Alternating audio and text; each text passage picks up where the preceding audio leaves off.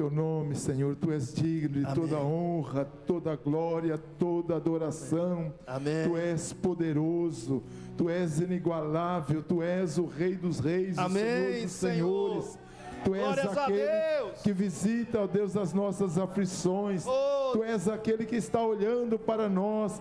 Ó Deus, os olhos do Senhor estão contemplando agora, Pai, o culto que estamos fazendo na presença do Senhor. Pai, nós declaramos que esta glória que está sobre este lugar, ó Deus, se manifesta na vida de cada um dos teus filhos, trazendo curas, trazendo milagres, trazendo manifestação. Ó Deus, que de fato, Pai, o teu povo nesta noite reconheça que o Senhor é o Deus que merece toda a honra, toda a glória, toda a adoração que a Ti é devida nessa noite, Pai.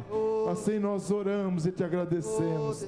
Em nome de Jesus, aleluia. Oh Deus, santo é o Senhor. Deus é poderoso, né, irmãos? Aleluia. Aleluia. Então esse é o momento de aqueles irmãos que vieram preparados para entregar os dízimos e ofertas. Então você pode, nesse instante, vir à frente e fazer a sua entrega. Primícias também, alguns irmãos não vêm no dia das primícias, podem trazer depois. O importante é que tragam, né? Não fiquem sem trazer. Pai querido, eu quero abençoar agora esses nossos irmãos e irmãs que estão trazendo nesta noite os dízimos ao teu altar, as ofertas, as primícias. O Senhor é o Deus que abençoa.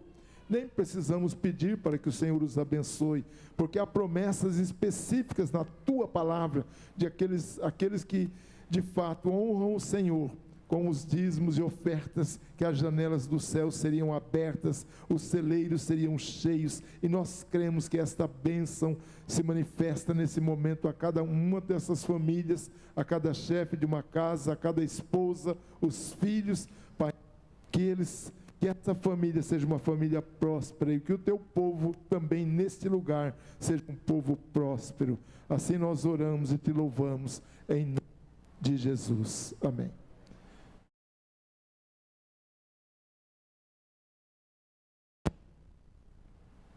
Está dando uma cortadinha aí. Amém. Quero que você abra a sua Bíblia, livro de Obadias. Estamos aqui parados em Obadias. A gente vai preparar as mensagens, de repente vem coisas novas no texto e coisas importantes. Essa é a razão de demorarmos um pouco a mais no texto de Obadias. Estamos, desde o que nós começamos no capítulo 1, né? E esse capítulo é muito importante. Então diz assim a palavra de Deus no versículo 7. Empurraram você para as fronteiras, todos os seus aliados. Enganaram você e os sobrepujarão os seus melhores amigos. Aqueles que comem com você lhe armam ciladas. E Esaú não entende nada. Irmãos, nós estamos falando sobre o quarto pecado que atrai o juízo de Deus sobre aquelas pessoas que se levantam contra Deus, que é depender de alianças enganosas e traiçoeiras. E dentro desse ponto, nós falamos um pouco dessas alianças, utilizando um exemplo bíblico, que é o exemplo de Josafá, e o perigo que há de fazermos alianças com pessoas erradas, de termos amizades com pessoas erradas, de muitas vezes frequentarmos ambientes que não são ambientes que nós deveríamos estar lá, porque de uma certa forma esses ambientes, essas pessoas vão estar influenciando a nossa vida, como aconteceu com Josafá. Nós vimos que a aliança que ele fez com Acabe, ela o levou para lugares inadequados e perigosos. Falamos sobre isso numa ministração anterior. E na última ministração, nós falamos que essas alianças erradas, elas podem nos expor a influências más. Foi o que aconteceu com Josafá. No capítulo 2 Crônicas 18, 3, diz assim: Acabe, rei de Israel, perguntou a Josafá, rei de Judá: irás comigo lutar contra Ramote Gileade? Josafá respondeu: sou como tu, e o meu povo é como o teu povo. Estaremos contigo na guerra. Nós observamos neste texto que Josafá foi convencido por Acabe a lutar em uma guerra perigosa, guerra que não era da sua conta, mas havia um parentesco entre Acabe e Josafá, porque Josafá era casado com uma filha de Acabe. Olhando para a palavra de Deus, no contexto desse capítulo de Crônicas, nós vamos perceber que Acabe não respeitava Deus e nem os profetas de Deus. E ele era um tipo de pessoa da qual precisamos fugir, pois a sua influência com certeza nos causará danos. E nós sabemos que Josafá, ele foi influenciado por Acabe. E nós levantamos uma questão para ampliar um pouco mais esse conceito de influência, como a má influência chega até nós. Nós falamos que ela vem primeiramente através do caminho dos ímpios.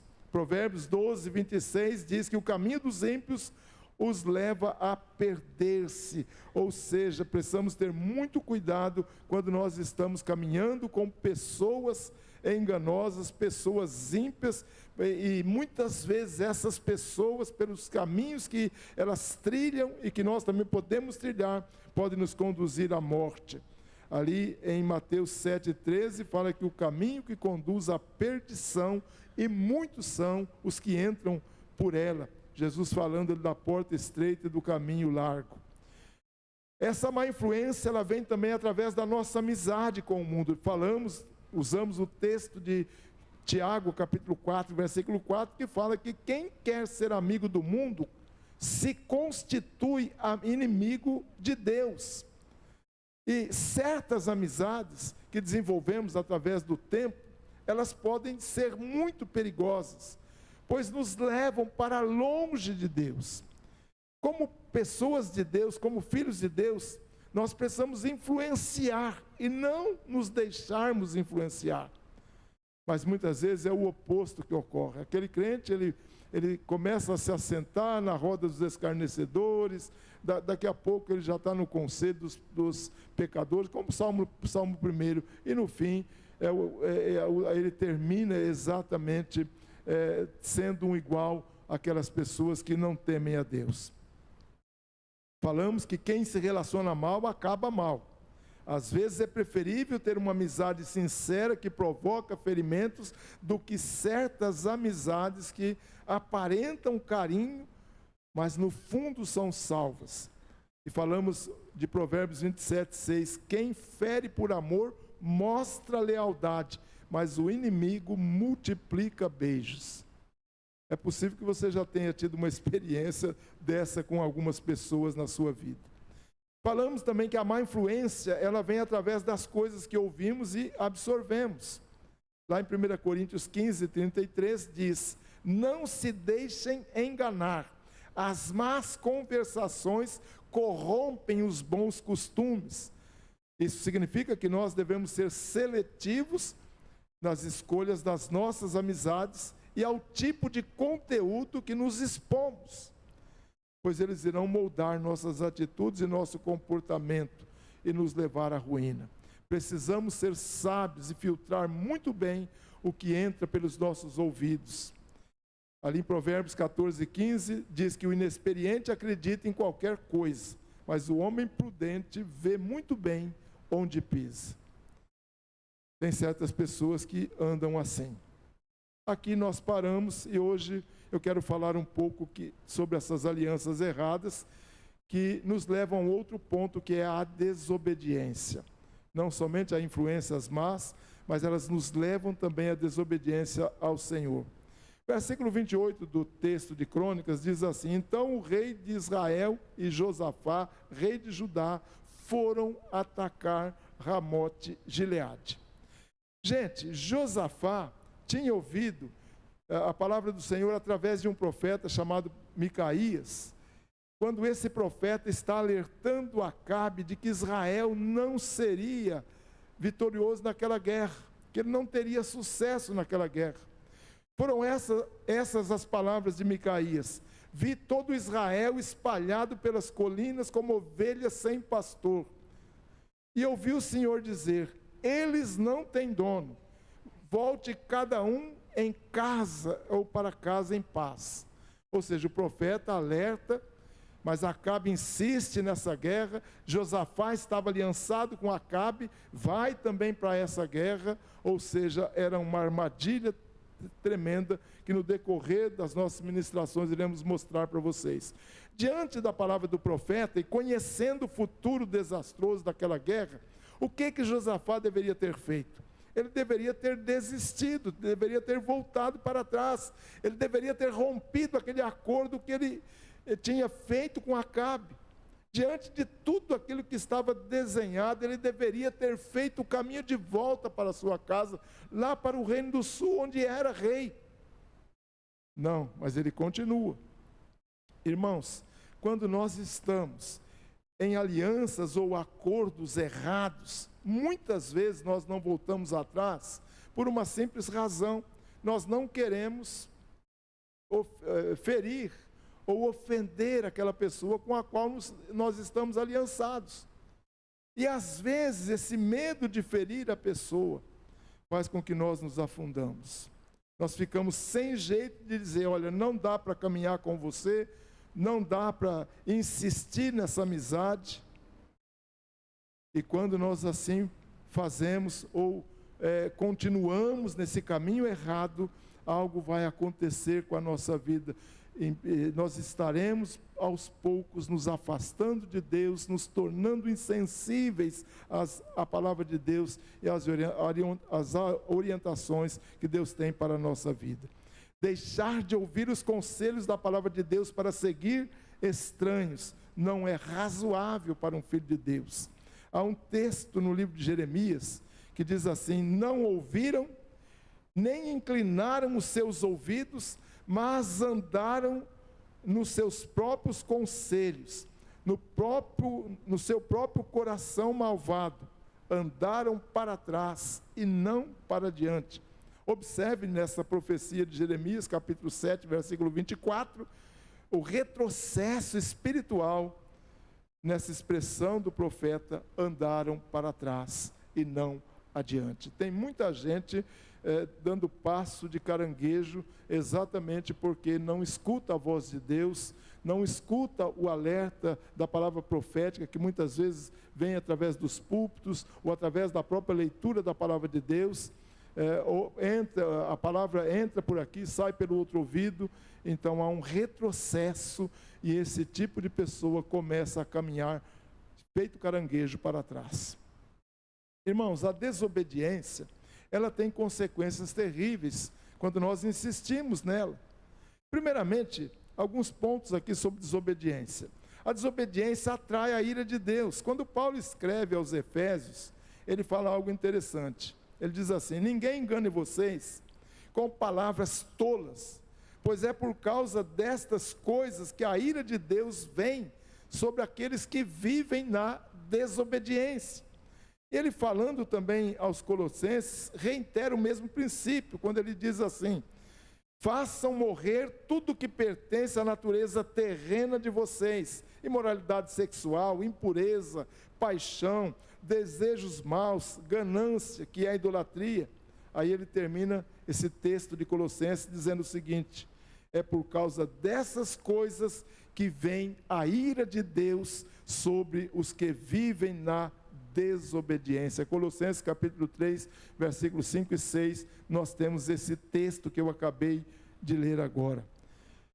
A ira de Deus, dentro da teologia cristã, é uma reação santa e justa de Deus à maldade e à perversão humana, e não um descontrole da sua parte. Em sua ira, Deus se manifesta contra o pecado, contra o abandono da verdade. A indignação divina é uma resposta à rebelião humana contra a sua natureza justa e santa. Deus não é um Deus caprichoso ou arbitrário, mas um Deus de amor. Apesar de tudo que somos, Ele demonstrou esse amor em Cristo, quando Ele proveu o meio para que nós pudéssemos, inclusive, ter a ira dEle aplacada ou não manifesta nas nossas vidas. Um outro ponto sobre desobediência: a desobediência atrai maldições.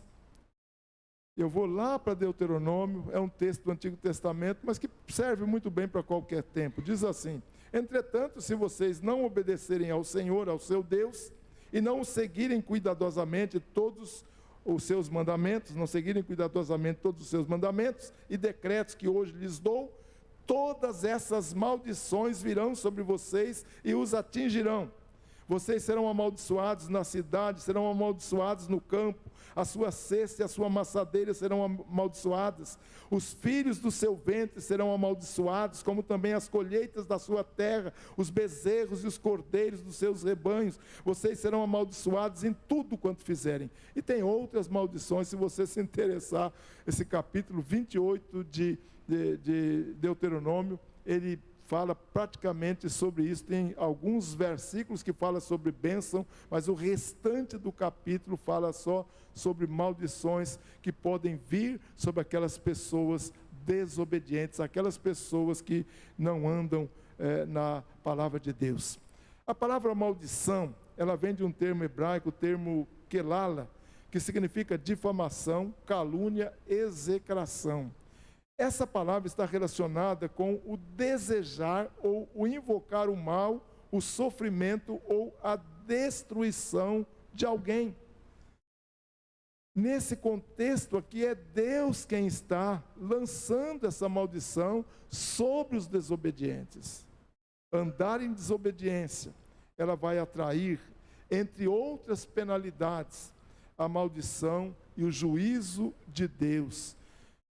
Porém, não podemos nos esquecer que Cristo, ao morrer na cruz, ele se fez maldição por nós. Quero dizer isso porque há uma linha hoje evangélica que fica falando de maldição hereditária, algumas maldições que vêm lá de trás, etc. Mas Jesus, ao morrer na cruz, ele se fez maldição para nos resgatar da maldição da lei, ou seja, aqueles que creem, que recebem Jesus de fato, que têm o Espírito Santo dentro de si, não estão debaixo de qualquer maldição, porque a palavra de Deus ali em Gálatas 3:13 diz: Cristo nos resgatou da maldição da lei, fazendo-se maldição em nosso lugar, porque está escrito: maldito todo aquele que for pendurado no madeiro.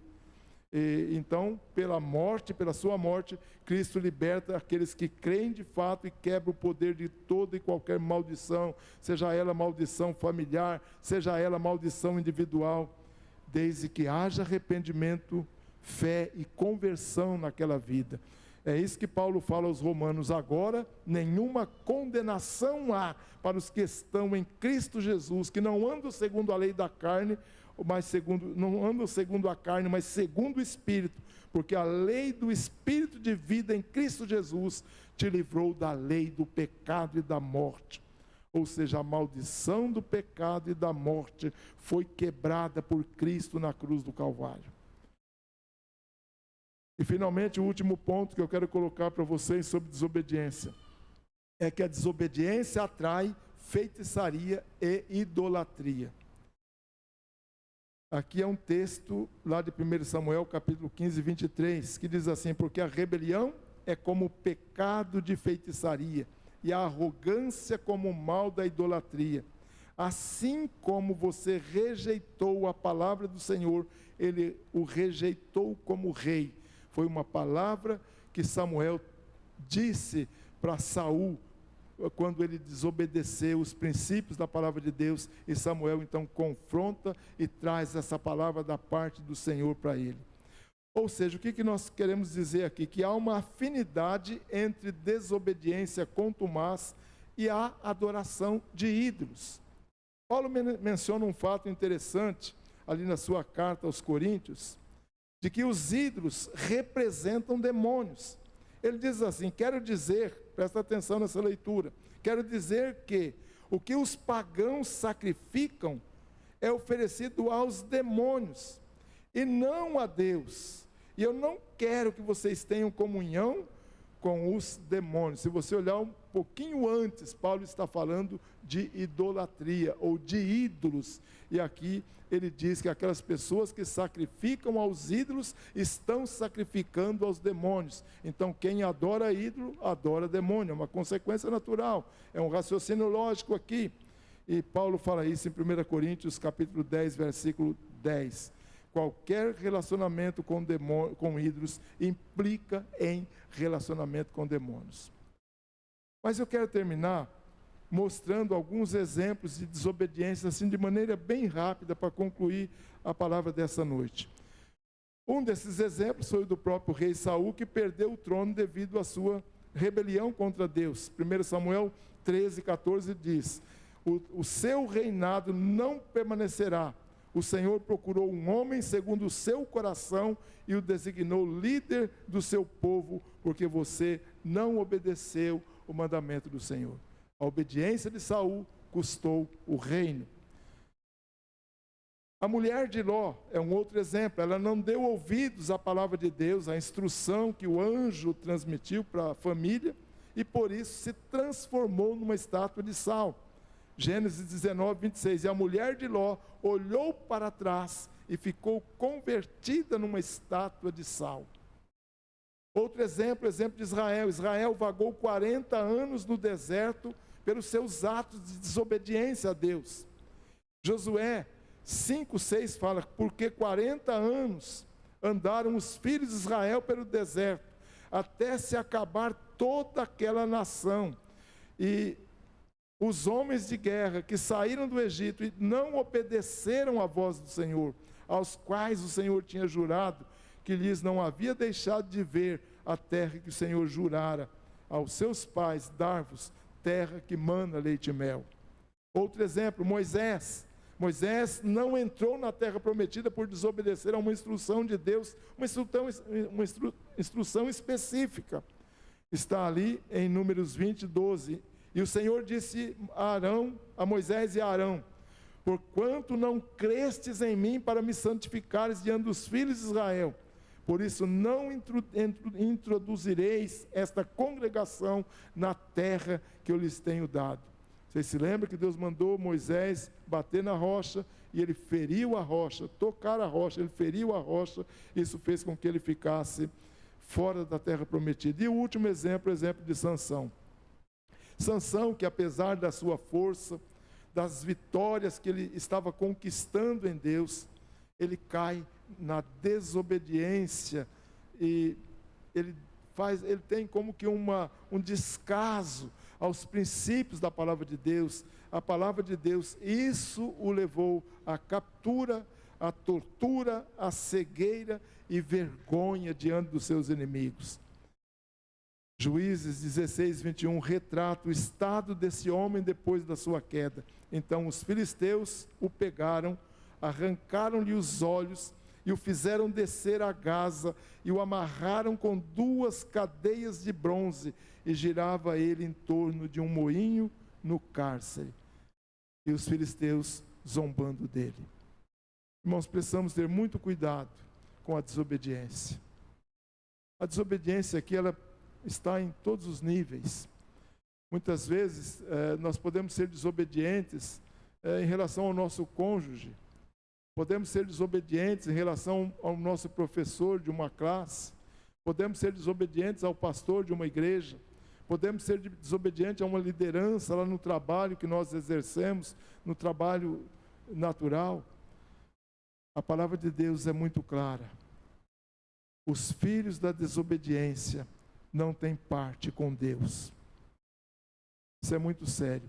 E uma má influência, uma má companhia, como aconteceu com Josafá, pode nos levar à desobediência a Deus, e isso nos aprofundar num caminho sem volta, quem sabe até mesmo numa apostasia, numa negação da fé, que vai fazer com que dificilmente nós voltemos para trás. Então tem que ter um cuidado muito grande. Você que é crente tem que zelar pela sua vida, tem que cuidar da sua vida. Cuidado onde você põe os seus pés, cuidado com as pessoas que você se relaciona, cuidado quando você deixa o culto. Ah, não, hoje eu não vou no culto, porque meu time vai jogar, eu vou...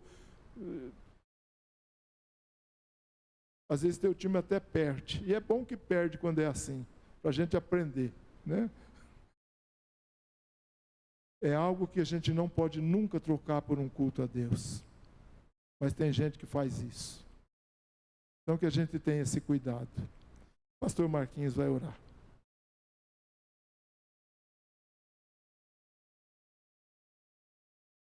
Você pode se colocar de pé neste momento para a gente fazer essa oração final.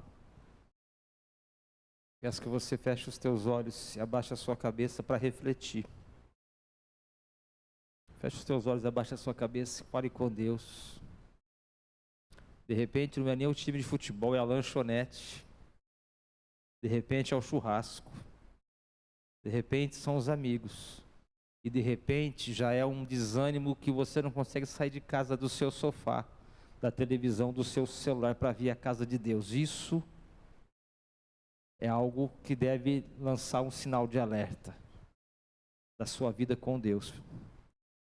Fale com Jesus neste momento, se há algo para confessar, alguma situação dessa, pedido de perdão de pecados, e se consagre ao Senhor nesta noite. O Espírito Santo de Deus está ali sondando o nosso coração aqui neste lugar nesta noite. Sabe aquilo que passa no nosso interior, nada está oculto aos olhos do Senhor.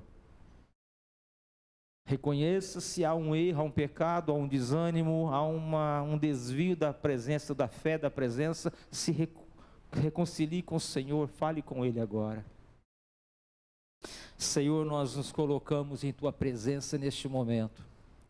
Pai querido, soberano, a Tua palavra diz, existe uma luta espiritual, que ela se manifesta 24 horas por dia ao nosso redor.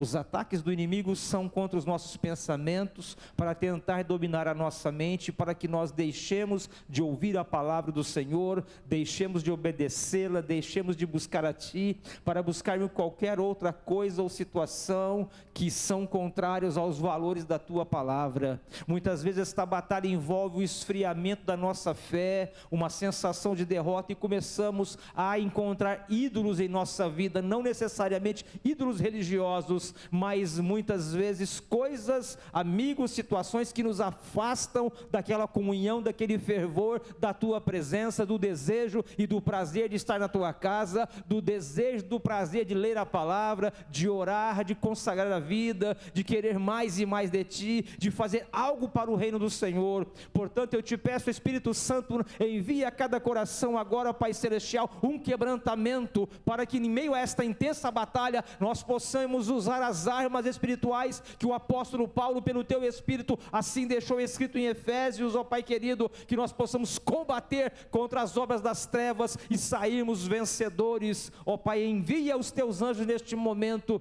e que em cada coração haja, Pai amado, a decisão de estar continuando a caminhar com o Senhor, porque, meu Deus, breve o Senhor virá, breve a trombeta soará, e a igreja será arrebatada, a igreja será levada para morar no céu, e nós queremos, ó Pai, que todos possam subir naquele dia, porque sabemos, embora não queremos, muitos irão ficar, porque somente frequentaram as igrejas, somente participaram de cultos, mas não se entregaram verdadeiramente a Jesus de uma forma plena, como seu Salvador e como seu Senhor. Não tiveram um comprometimento real e verdadeiro, e por isso entendemos, alguns ficarão por conta disso, mas ó Pai, que isso não aconteça com nenhum de nós, que nós possamos estar firmes, e não só firmes, anunciando este evangelho a cada vida ao nosso redor, onde quer que estejamos, possamos ser a voz profética, ali a boca do Senhor, aquele que fala, leve a mensagem de salvação aos que estão ao nosso redor. Pai, também toca nos enfermos, naqueles que estão se sentindo fracos, desanimados, oprimidos, que o Senhor venha curar o físico, curar a alma, restaurar e derramar do Teu poder para a glória do Teu nome. Assim oramos, Senhor, em nome de Jesus. Amém. Amém, Jesus. Amém, igreja? Glória a Deus. Cabe mais uma bênção aí? Glória a Deus. Bênção todo mundo quer. Eu quero também. Louvado seja Deus. Eu quero declarar profeticamente o Salmo 23 sobre as nossas vidas. Quem é que é a ovelha do pastor Jesus? Não é o pastor Zé Antônio, não é o pastor Marquinhos ou o pastor Luiz, mas é o pastor Jesus. Somos ovelhas dele então. O Senhor, que é o nosso pastor, não vai permitir que nada venha nos faltar. A você não vai faltar nada. Ele vai fazer você deitar em verdes pastos e te conduzirá mansamente a águas tranquilas. Ele vai refrigerar a tua alma e vai te guiar pelos caminhos da justiça por amor do seu nome. E ainda que Ele permita você andar pelo vale da sombra da morte, você não temerá mal algum, porque o Senhor estará contigo. Ele está contigo em todos os momentos, na verdade. Aleluias. A sua vara e o seu cajado nos consolam. Ele vai preparar uma mesa perante nós na presença dos inimigos. Ungirás a nossa cabeça com um óleo e o nosso cálice transbordará. E certamente que a bondade, o amor do Senhor, do nosso pastor Jesus, nos seguirão todos os dias da nossa vida e habitaremos na casa do Senhor para sempre. Que Deus te abençoe. Uma boa semana em nome de Jesus.